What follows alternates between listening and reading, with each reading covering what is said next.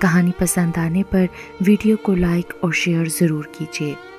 وہ نہ جانے کب سے مٹھو میاں کو اپنے نام کا ورد کروا رہی تھی، لیکن مٹھو میاں ایک طرف اور اس کی ضد ایک طرف۔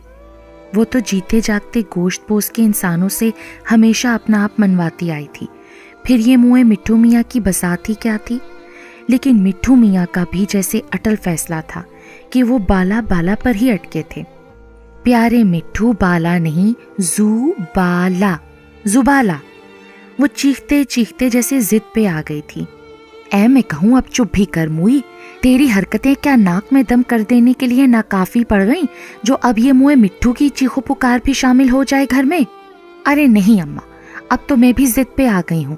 آخر آپ ہی کو دیکھ کر کیسا نیلا نیلا کہہ کر چہکتا ہے، آج میں بھی۔ باجی اس طرح تو وہ تمہیں بھی بالا بالا کہتا ہے، پھر تم مطمئن کیوں نہیں ہو جاتی؟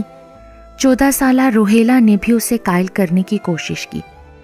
اے لو، اتنا پیارا نام ہے میرا اور میں بالا چھکڑا بنی پھروں، بھلا کیوں؟ وہ ہنکارا بھرتی ایڑیوں کے بل پھر سے مٹھو میاں کی طرف گھوم گئی۔ زو بالا، لیکن اماں کی برداشت سے اب قطعی باہر تھا۔ وہ چھالیا اور سروتا اٹھاتی آہستہ سے بیرونی کمرے کی طرف بڑھ گئی، اور وہ جو چیختے چیختے جیسے تھک سی گئی تھی، آخر مٹھو میاں کو ابالا تک لا کر بخش ہی دیا۔ باجی آخر اس نے تمہیں زبالا تو نہیں کہا نا؟ کتابوں سے سر اٹھا کر روہیلا نے اپنی گول گول آنکھیں ہمیشہ کی طرح نچائیں۔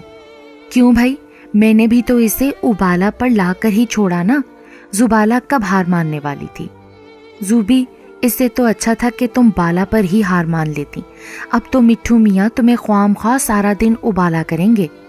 شہنیلا جو دور باورچی خانے کی چھوٹی سی کھڑکی کی زنگالو جالیوں سے لگی مسلسل پون گھنٹے سے اس کی ناکام کوششوں پہ مسکرا رہی تھی، اس نے بھی ٹکڑا لگایا تو اسے یکدم سے اپنی ساری کوششوں پہ پانی پھرتا نظر آیا۔ ایک تو اماں نے نہ جانے کہاں سے چن پھٹک کر نام رکھنا تھا میرا، بھلا یہ بھی کوئی نام ہوا؟ زو بالا۔ اس نے نام سے کہیں زیادہ اپنے منہ کا زاویہ بگاڑ ڈالا اور بڑبڑاتی ہوئی باورچی خانے میں آ کر اتنی زور سے اماں کی لچر لچر کرتی پیڑھی گھسیٹی کہ اماں ہڑبڑا کر کمرے سے باہر نکل آئیں۔ ارے اب کیا آفت آن پڑی؟ اماں، باجی نے تمہاری اکلوتی پیڑھی توڑ ڈالی۔ روہیلا نے ہمیشہ کی طرح اماں سے اس کی شکایت لگانا ضروری سمجھا۔ ناز جائے اس کی حرکتوں کا، کبھی جو ڈھنگ سے کوئی کام انجام دیا ہو، ایک ذرا کسی کام کو ہاتھ لگانے آئی ہوگی، میری اچھی بھلی چیز کا نقصان کر دیا۔ اماں بھن بھن کرتی ادھر ہی چلی آ رہی تھی اور وہ اماں کی خوش فہمی پہ کھی کھی کرتی گھٹنوں میں دھسی جا رہی تھی۔ بھلا وہ کیوں کام کو ہاتھ لگائے گی؟ کام سے تو اسے اللہ واسطے کا بیر تھا۔ شہنیلا نے تنبیہی نظروں سے اسے گھورا۔ اماں ہاتھ نچاتی مسلم اس کے سر پر کھڑی تھی۔ میں کہوں ذرا بہن کی صحبت میں تو ٹک جایا کر کہ اس کی سلیقہ شاعری کا سایہ ہی پڑ جائے تجھ پر، سارا دن دھما چوکڑی کرتی پھرتی ہے، بچی نہیں رہی اب تو۔ اماں آج بالکل غضبناک ہو رہی تھی اور وہ ان کے دھموکے کے زد میں آ جانے کے ڈر سے زمین سے چپکی جا رہی تھی۔ اماں بس بھی کر دو، ایک پیڑھی ہی تو ضائع ہوئی ہے، یہاں تو پورے کا پورا انسان ضائع ہو جاتا ہے۔ اور اے بس اب تو بند کر اپنا فلسفہ، اماں نے بیچ میں آتی آپی کو ڈانٹا، تو نے ہی سر چڑھا رکھا ہے اس کو۔ اب زبالہ کے لیے وہاں سے آہستہ سے کھسک جانے میں ہی عافیت تھی، ایک طرف اماں کی پھٹکار اور دوسری طرف آپی کا فلسفہ۔ وہ کب آتی تھی ان باتوں کی؟